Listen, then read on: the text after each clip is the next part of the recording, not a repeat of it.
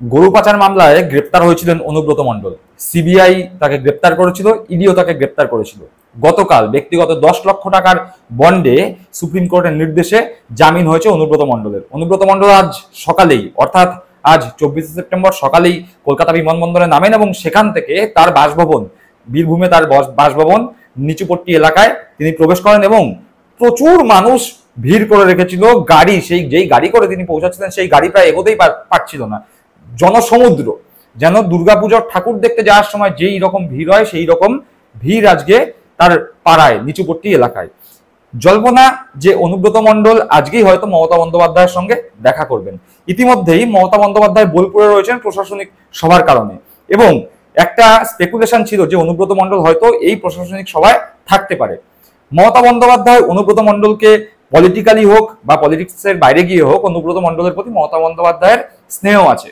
মমতা বন্দ্যোপাধ্যায় অনুব্রত মণ্ডলকে কেষ্ট বলে ডাকেন ভালোবেসে, এবং দিদি মমতা বন্দ্যোপাধ্যায়ের প্রতি ভাই অনুব্রত মণ্ডলের সম্মান, ভক্তি, ভালোবাসা অপরিসীম, একথা সর্বজন বিদিত। অনুব্রত মণ্ডল জেল থেকে ছাড়া পেয়েও কিন্তু মমতা বন্দ্যোপাধ্যায়কে যে তিনি ভালোবাসেন সে কথা নির্দ্বিধায় জোরে মাথা উঁচু করে জানিয়ে দিয়েছেন।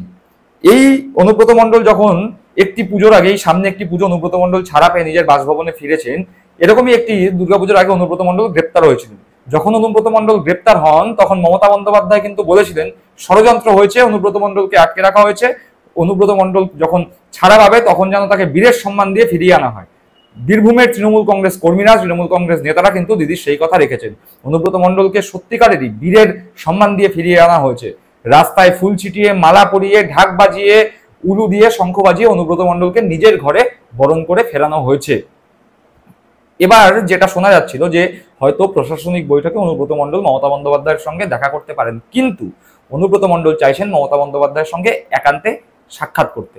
শোনা যাচ্ছে প্রতিদিন যে খবরের কাগজ, সেই খবরের কাগজের ফেসবুক পেজে একটি খবর দেওয়া হয়েছে, সেখানে বলা হচ্ছে যে বিশ্বস্ত সূত্রে জানা যাচ্ছে যে প্রশাসনিক বৈঠকের পরে মমতা বন্দ্যোপাধ্যায় অনুব্রত মণ্ডলের সঙ্গে দেখা করবার সময় অনুব্রত মণ্ডলকে দিয়েছেন এবং সেটি সরকারি গেস্ট হাউস রাঙামাটি, সেখানেই নাকি দেখা হবে।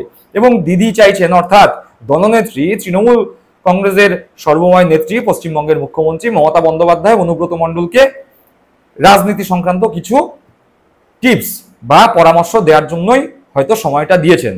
অনুব্রত মণ্ডলের প্রতি মমতা বন্দ্যোপাধ্যায়ের আস্থা অগাধ, সেই কারণে গোটা পশ্চিমবঙ্গ জুড়ে সাংগঠনিক রদবদল ঘটলেও বীরভূমের জেলা সভাপতির পদটি কিন্তু ফাঁকা ছিল এই অনুব্রত মণ্ডলের জন্যই।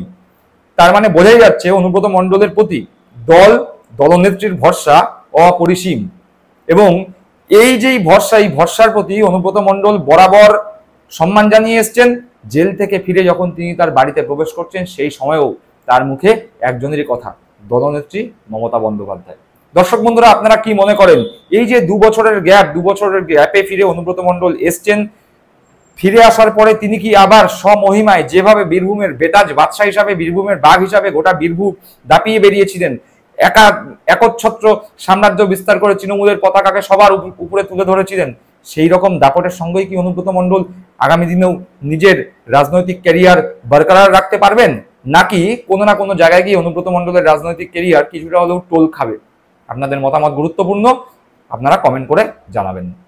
ভালো থাকবেন, সুস্থ থাকবেন। জয় হিন্দ, বন্দে মাতরম।